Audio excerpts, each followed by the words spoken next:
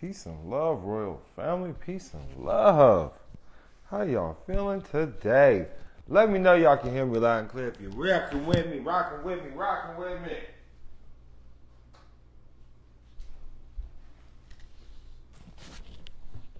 Peace and love. We got amazing in the building from Detroit. It's early as in this mofo. It's like 4 a.m. where you at.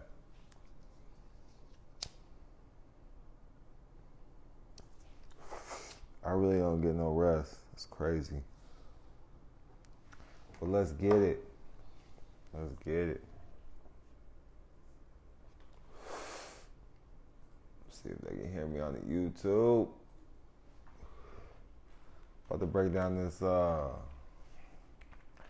nationality real quick.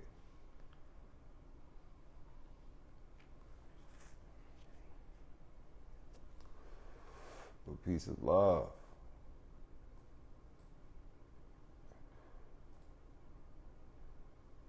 Let's see.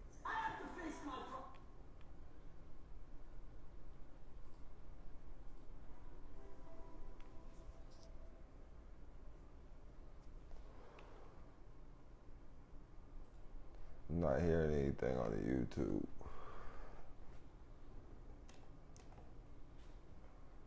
But it is what it is. Sorry, YouTube, if you can't hear me.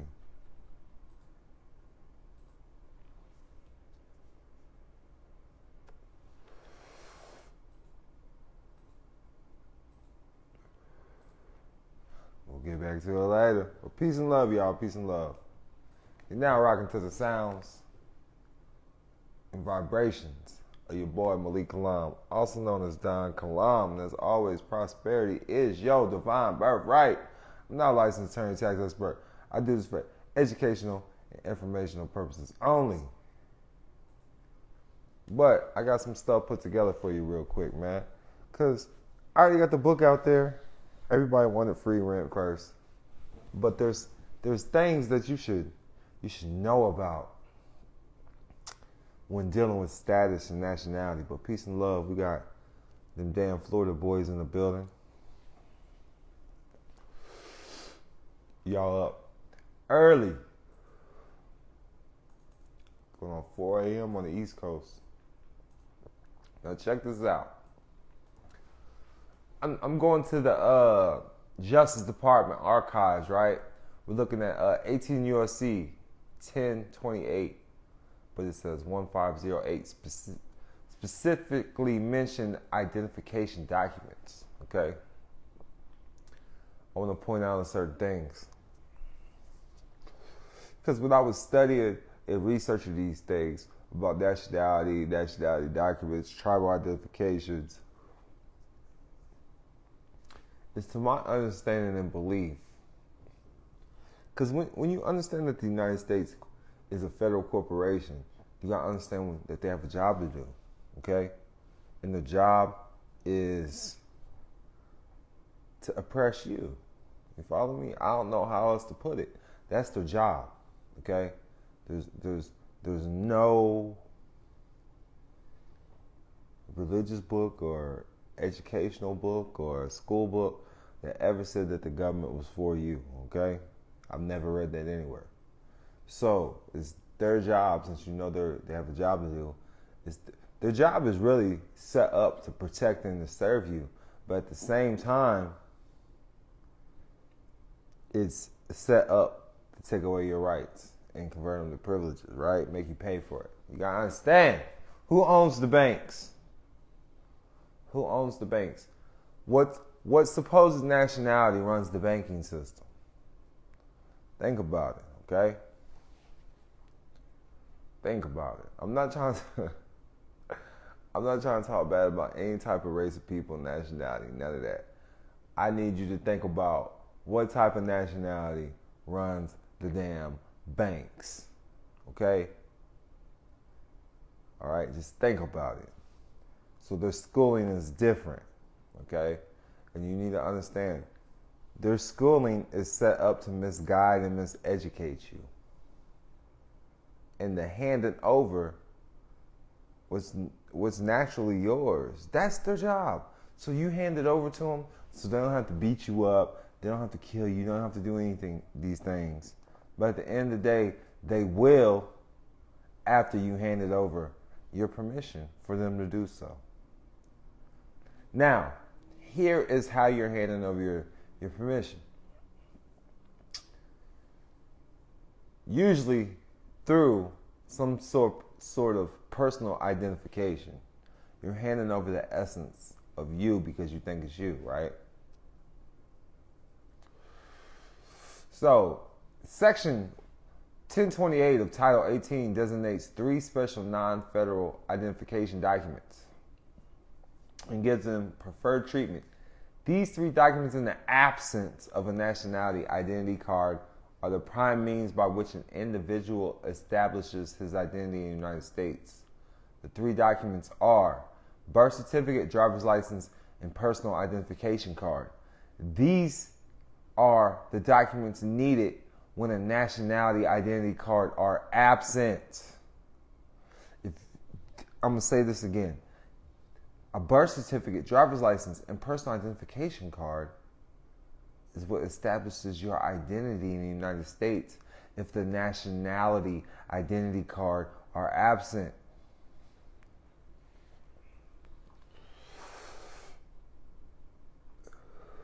And then it breaks down birth certificate, what it is. Birth certificate is not defined in 18 U.S.C. 1028. It is self-explanatory. This document is issued by different agencies in different states and foreign countries. Nevertheless, it represents the official government statement by the proper government agency that a person having such a name was born on a particular date in a particular place, a specific parentage. Obviously, a birth certificate is not intended to actually identify the person who claims such a document pertains to him. There are few physical characteristics that remain the same as those at the time of birth. Nevertheless, the birth certificate has become commonly accepted as an identification document in this country, but it's really not supposed to be used for identification. Driver's license is not defined in 18 U.S.C. 1028. The original purpose of this government-issued document was to state that a particular person was authorized to operate a vehicle upon the public roadways. It was not intended to establish one's identity. Because of the absence of a better document, however, the driver's license eventually has become commonly accepted as the national identity card. Section 1028 covers both domestic as well as foreign government-issued driver's license. Personal identification card is defined in 18 U.S.C. 1028 D4 to mean an identification document issued by a state or local government solely for the purpose of identification.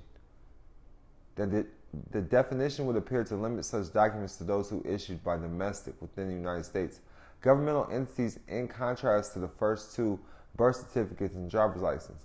This document is normally issued by the State Department of Motor Vehicles to provide an identification document for those persons who do not, for some reason, obtain a driver's license. In 1979, the National Committee on Uniform Traffic Laws and Ordinances, author of the Uniform Vehicle Code, the UVC, provided for the insurance of identification cards for non-drivers and restrictions on the unlawful use of such cards.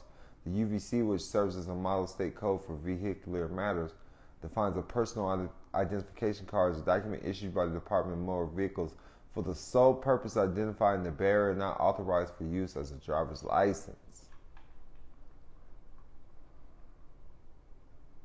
Next.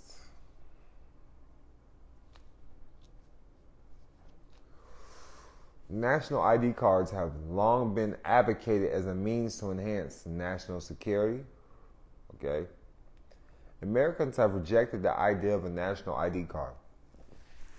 You see, and most Americans don't even know about it, but this states, because you know, probably politicians with something you voted for, whatever it may be, national ID cards have long been advocated as a means to enhance national security. Americans have rejected the idea of a national ID card. When the Social Security number was created in 1936, it was meant to be used only as an account number associated with the administration of the Social Security system. Though use of the SSN has expanded considerably, it is not a universal identifier, and efforts to make it one have been consistently rejected. The Carter administration in 1977 reiterated that the SSN was not to become an identifier, and in 1981 the Reagan administration stated that it was explicitly opposed to the creation of a national ID card. The Clinton administration advocated a health security card.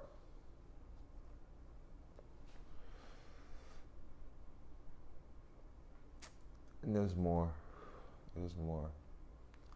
Now, I'm going to break down some other information. This is coming from Wikipedia right here. A list of national identity card policies by country. I just want to name a couple things that I'm getting from this. A national identity document is an identity card with a photo, usable as an identity card at least inside the country in which it is issued by an official authority. Driver's license and other cards issued by regional governments indicating certain permissions are not counted here as national identity cards. So, for example, by this, the United States driver's license is excluded as these are issued by local state governments. And I hope that makes sense. Driver's license and other cards issued by regional governments indicating certain permissions are not counted as national identity cards. Now to the book. Now I'm gonna make this quick, simple, and easy. Okay?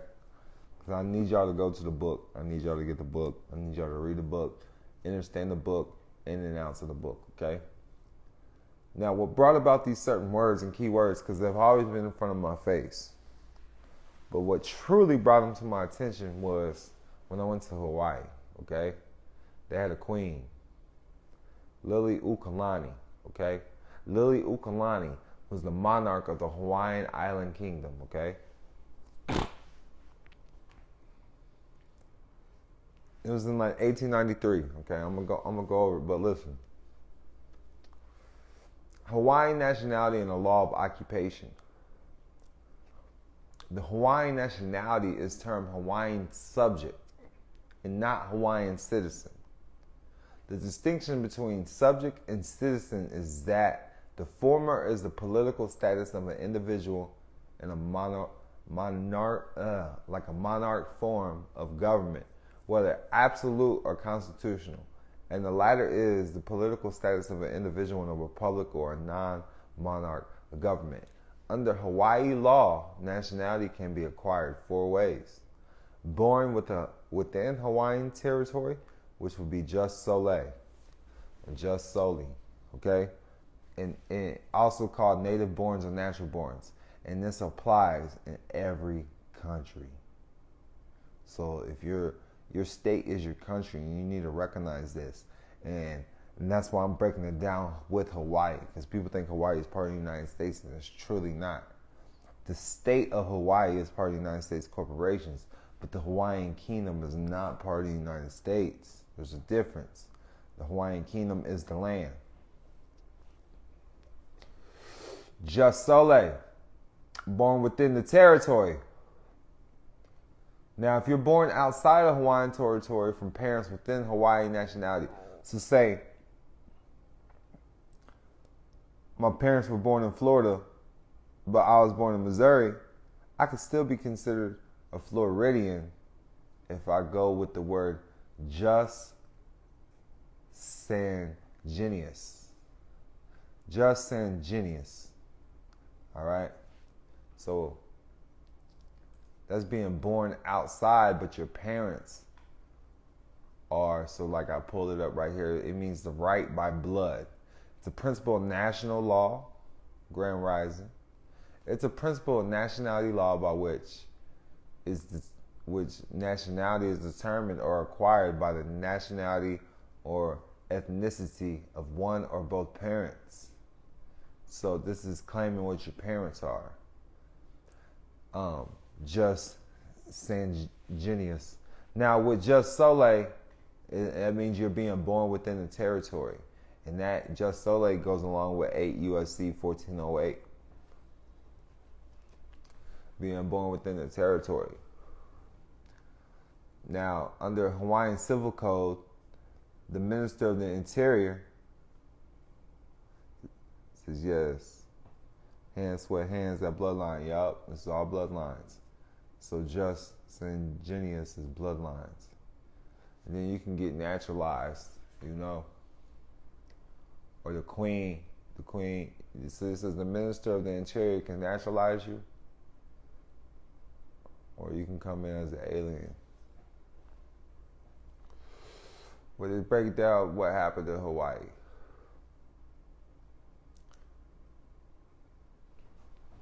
Since the European Convention on Nationality defines nationality as a legal bond between a person and a state and does not indicate the person's ethnic origin, it is a person owing loyalty to and entitled by birth or nationalization to the protection of a given state. The terms nationality and citizenship are synonymous and affords a person the political right to participate in government. Without it, a person is prevented from electing government officials or serving as a government official himself. A political right is distinctly differed from a civil right, which are basic human rights protected by the Constitution and laws of the state. Regardless of a person's citizenship, non-citizens residing in the state are categorized as aliens or foreigners. So if you're not a citizen, you're considered foreign.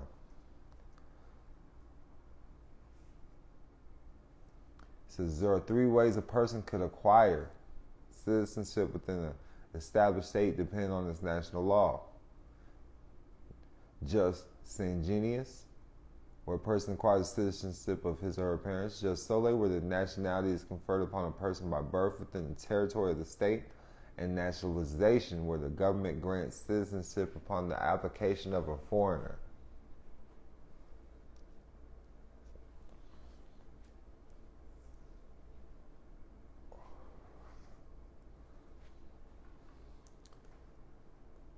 In 1893, these it was like a group of 13 white dudes.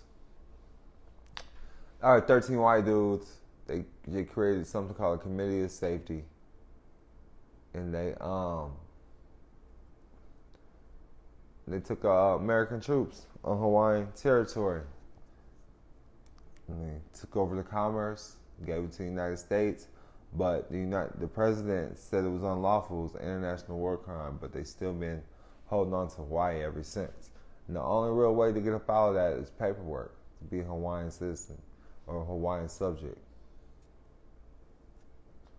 Now, the United States, I like to implement 8 U.S.C. 1408, nationals but not citizens of the United States at birth, because it's in their code. A person born in an outlying possession of the United States on or after the date of formal acquisition of such possession.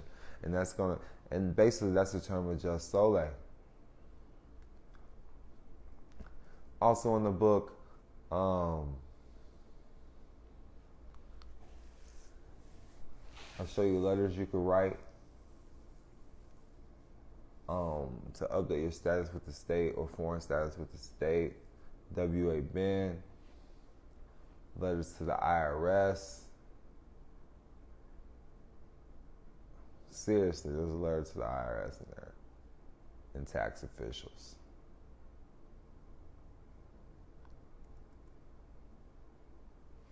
And how to assert your nationality in a court. Like, I'm telling you, this book is worth reading. This book is worth grabbing. And when you figure it out and understand and learn how to apply it, it's going to change your life. Shows you how to do the W.A. Ben, affidavit of foreign status. Then even how the withholding, the W-4T, I put all that in there as well, even though I got another book with it. But that goes with status correction. Then it goes to the passport information, all right? Read it, understand it, know what nationality is. It's really early in the morning. I haven't had no sleep. So, about to go to sleep. So with that, I'm out. Everything's in the description box. Go get this book. If you just want the ebook, I got it for you. Look in the description box. Send the Cash App. Put hashtag Jus Soli and your email address in the memo box. Or if you want the paperback, go to Amazon. It's that simple. With that, I'm out. Much peace and love. Remember, prosperity is your birthright. Have a prosperous day, family.